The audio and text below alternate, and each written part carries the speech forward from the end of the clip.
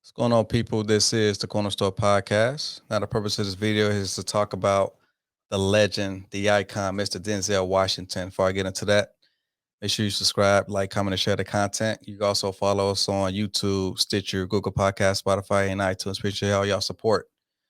Now, I am under the impression that the powers that be in Hollywood is issuing a code red on Denzel Washington. Did you order the code red? I did the job. Did you order the code red? You're goddamn right I did. Now, to my knowledge, I don't think that there's been any scandals nor any tabloids that could have derailed any of his Hollywood successes. He's been married to Pauletta since 1983. They got 4 children. One of them is Sean David Washington, the up-and-coming superstar that's doing great things in Hollywood. Now, his credits dating back since 1977 in film, TV, and theater. Now, he proudly promotes his religious and spiritual convictions. He even went so far as to not even want a love interest, a Caucasian love interest in the movie Pelican Brief opposite Julia Roberts. So he just didn't want that type of image out there. So that's why he was just kind of always cognizant of how he was going to come off on the big screen. Now, he always advocated for hard work, live for yourself by your bootstraps, no excuses, take care of your family. You know, everything starts from home. Now, these next 2 clips I'm going to let you hear will kind of illustrate the type of mindset as far as, you know, him being old school, and he represents that patriarchal figure that's going to, you know, work hard for his family and be that positive role model. Being that he is a public figure, he wants to constantly keep those type of visuals for the public, just to kind of see what a positive, you know, black male role model that he can be. Fair use, fair use. The first clip that you're going to hear is when they were promoting the movie Fences with his castmates, and Karen Hunter from Sirius XM was doing the interview alongside the young castmates with Denzel Washington. So why did he need a black director? Could a white director not have? It's not color, it's culture.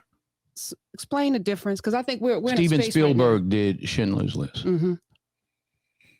Martin Scorsese did Goodfellas, right? Steven Spielberg could direct Goodfellas. Martin Scorsese probably could have done a good job with Schindler's List, but they're cultural differences.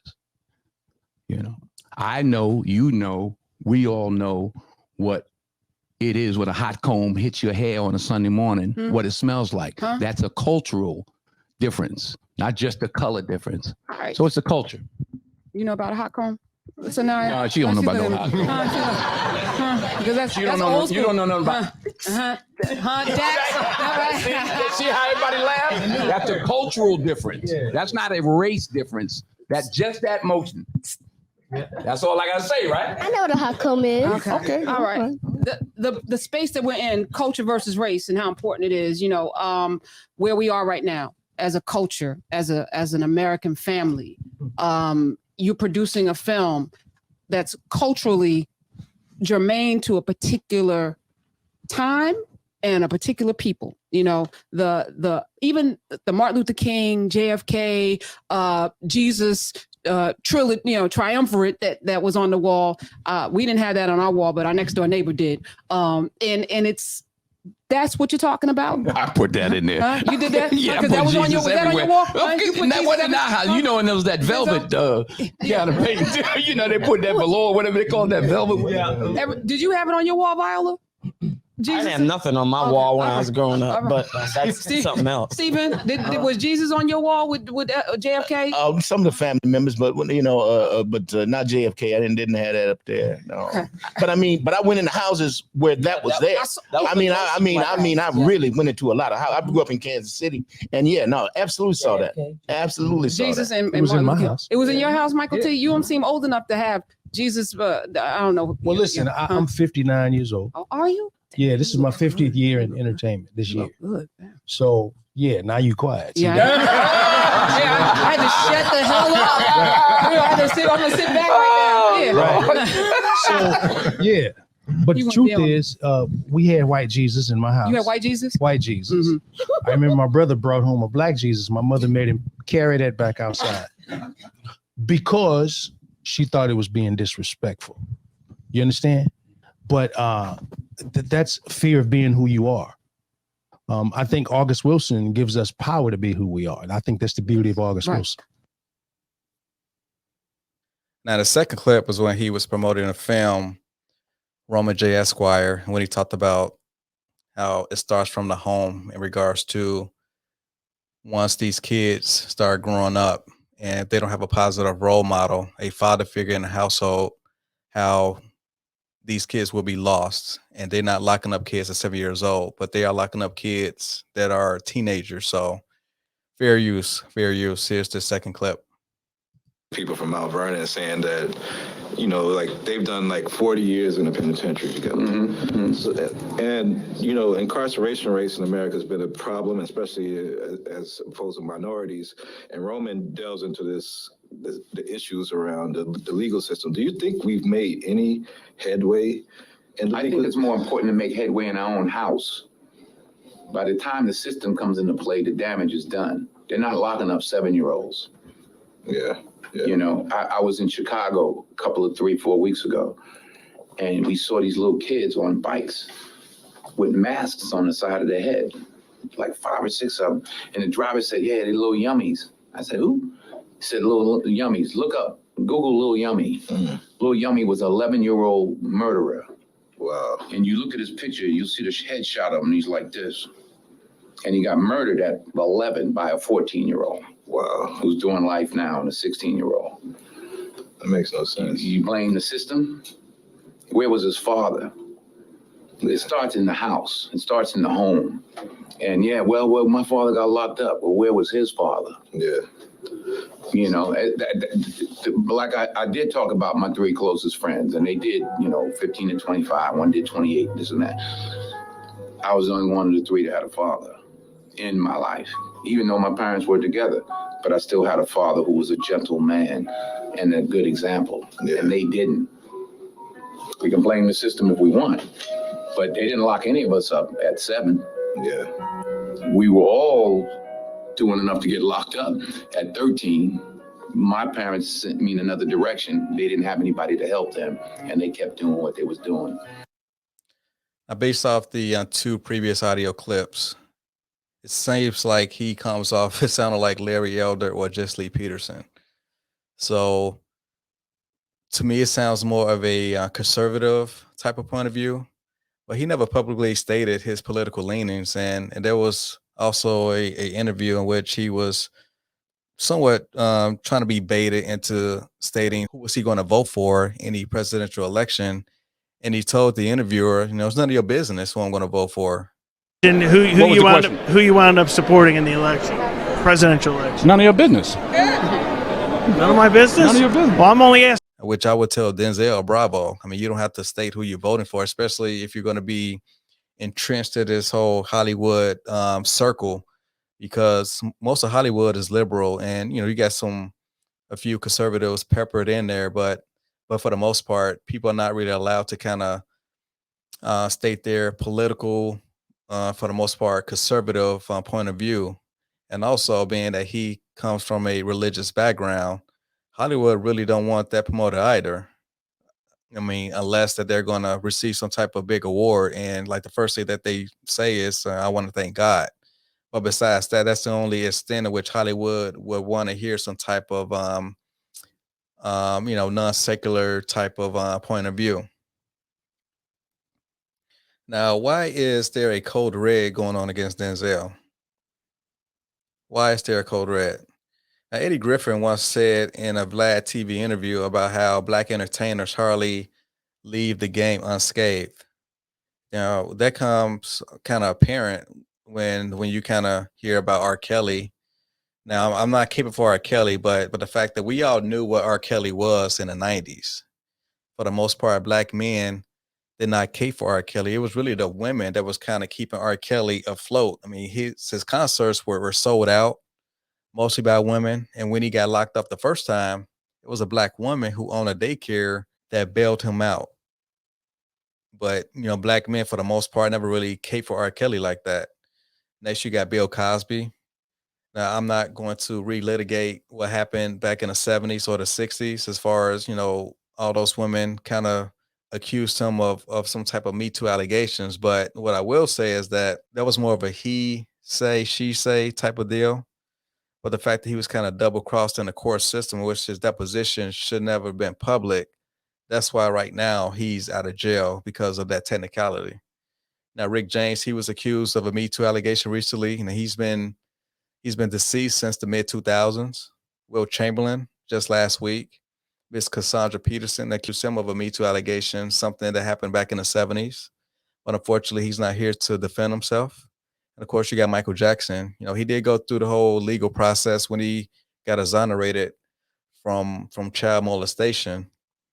But they came out recently with that Neverland documentary with some questionable things was presented in that documentary. Full disclosure, I never saw the documentary, but the fact that he's been gone for 10 years, the fact that they trying to relitigate, his somewhat transgressions just to kind of get some money out of his estate. Now, the reasoning for my Code Red controversy comes into the hands of two people. First, Miss Katie Couric and Miss Ellen Pompeo. First, with Katie Couric, she admitted last year how she disclosed of an interview that she had with Denzel back in 2004 when he was promoting the film Manchurian Candidate. And the interview kind of went off the rails when she asked him about how Hollywood folks should stick to acting and not talk about politics.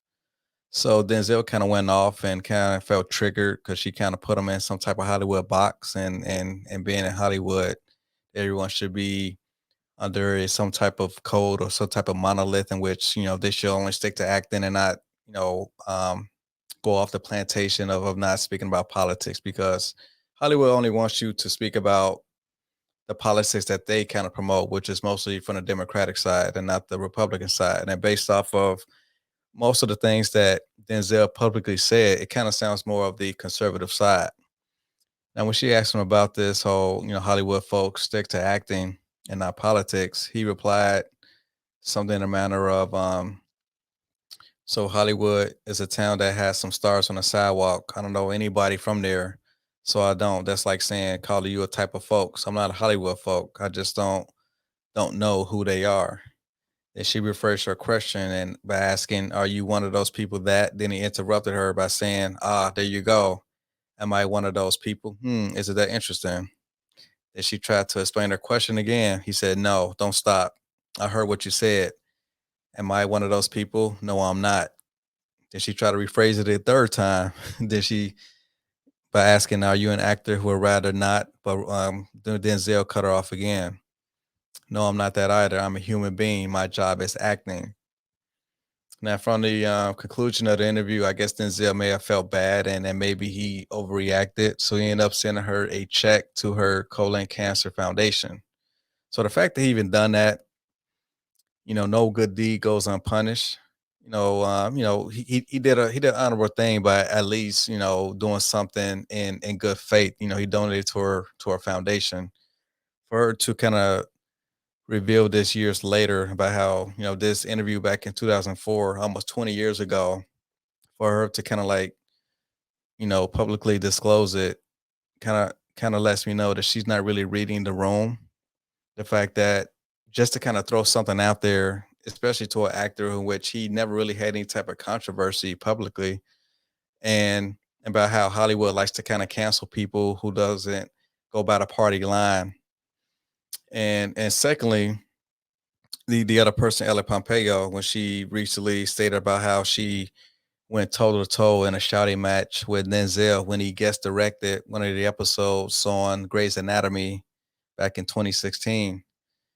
The fact that she can publicly say, "Oh yes, I went toe to toe with the great Denzel Washington." I said, she actually called him by his name. She actually called him a motherfucker during the argument. So, but as far as what was said on his part, she never really disclosed that. She just kind of disclosed everything that she said from her vantage point. So just to have two Caucasian women come out acting like victims or damsels in distress and just to kind of just spitball this stuff out. And if it was a stick and somehow the powers that be would like want to cancel Denzel or put a code red out on Denzel, especially to someone who's been a model citizen in Hollywood. He haven't really done anything that was controversial, anything that would put his career in jeopardy. He's always been like the model citizen, and he never cheated the public out of any type of poor performances that he did throughout his body of work. So finally, in conclusion, these are my concerns about Mr. Denzel Washington, for the fact that these two Caucasian women was to kind of come out with these unsolicited so-called allegations against him. Hopefully, it won't cause a chain reaction and more people coming out saying, "Oh, I had this interaction with them, and it seemed kind of creepy, or it seemed kind of strange, and I'm not sure what to make of how he treated me back in the day." So I mean, all of these are very subjective. I'm not one to kind of like want to judge people into legislating how they should feel or how they shouldn't feel about a certain situation or event. But I would definitely recommend that I would hope that no other further negative press comes for Denzel, because to me he always been the most utmost professional and down to earth individual who happens to be a big Hollywood superstar. He comes off as a humble family man who has a deep religious background. So by that being said, I just hope that they just don't take our heroes and turn them into villains. So, but anyway, that's all I got for this video. I'll talk to y'all later. Peace. You either die a hero or you live long enough to see yourself become the villain.